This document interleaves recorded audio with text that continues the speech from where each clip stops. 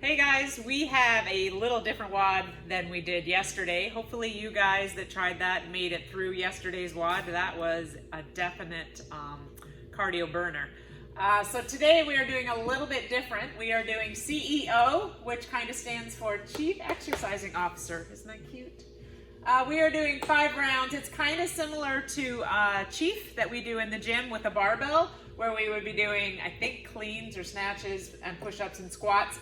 Very similar idea, except we obviously don't have a barbell, so we're gonna do dumbbell power snatches with it today instead. So we're gonna do 5 rounds of 3-minute AMRAPs. So how that's gonna work is we're gonna do 6 alternating dumbbell power snatches, 6 push-ups, 9 air squats for 3 minutes. So you're gonna keep doing that repeatedly over and over for 3 minutes. At the end of 3 minutes, you're gonna rest a minute. That will be round 1. Then the second round will start at the 4-minute mark because you will have rested that minute. You're going to continuously count this. So you're going to count, or you're going to start where you left off. So in the first round of 3 minutes, if you did 3 rounds plus you got your 6 snatches, you would start then on the push-ups when we start round 2. So then you're not going to do 5 separate little AMRAPs. Just think of this as a long WOD with a minute rest every 3 minutes. So you're going to start where you left off, so that you'll have one big score at the end where it'll say 20 plus 5 or whatever. These are quick rounds, so we are moving fast through this WOD. So yesterday was a long slugfest, long cardio where you had to pace yourself and try to get through that WOD. Today's different. We are going to work hard and fast. The pace should be quick because we have rest built in.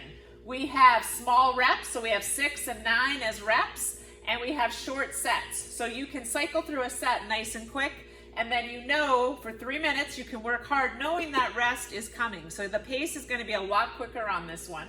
Making sure then, so that we can move through this nice and quick, that we pick appropriately. So for your dumbbell snatches, obviously we can't change our dumbbells. So hopefully you can do 6 in a row, unbroken. If you feel like you cannot, you've got a really heavy dumbbell, you might want to drop that to 4 dumbbell snatches, or you're going to just have to break it up and go a little bit slower. You should be able to go unbroken. Push-ups for sure unbroken, and then think you have how many rounds of these to do over the course of the WOD. So the goal here is going to be about a minute a round or quicker. So if you think you do a minute a round, so that means you're going to get 3 rounds every 3 minutes, times 5, we're looking at 15 plus rounds. So then we need to be able to do our push-ups unbroken. So 6 push-ups unbroken. If you can't do that, so females, I'm not going to adjust the reps today for the females. You are going to adjust it for yourself. So if you think you cannot do 6 unbroken throughout most of it, maybe in that last round you might fatigue a little bit, but in the beginning and for the majority of the WOD, you should be able to do that number unbroken. And then 9 air squats. Most people should not have a problem with doing 9 air squats in a row. We already talked about continuous count, starting where you left off. Goal is 1 round per minute or quicker. So you're looking at 3 plus rounds per AMRAP or per 3-minute AMRAP. Modifications for the dumbbell snatch is going to be 6 odd object ground overhead, which we'll show you. If you happen to have a slam ball and you want to do that instead today, you can do 6 slam balls instead of the dumbbell power snatch. Push-ups, obviously, if you can't do push-ups on the ground, remember these are full range of motion, good push-ups. That means your chest is touching your full extension at the top. If you cannot do that on the ground, then you're going to elevate yourself to a box or a bench or a chair or however you would do push-ups at home. Alrighty, with that being said, we are going to the floor. Demoman Max is here today. So you guys know all of this, so we're just going to demo it really quick. It's pretty straightforward. We do these all the time. So dumbbell snatch, remember it's in between your feet. And because we're going to move quick on these and we're going to do lots of sets, we have to ensure that we're going to lift with our legs, not with our back. So that is the thing I want you to pay attention to. Making sure you're going to go down so that your hips are lower than your shoulders, and then hips and shoulders are going to rise at the same time so that your legs take this and not your back. If you get going too quick, you're going to pull that off the ground with your back. You can bring it back down. You're going to pull it off the ground with your back, and then you're going to have 15 plus rounds of that, and your back is going to start to fatigue quite a bit.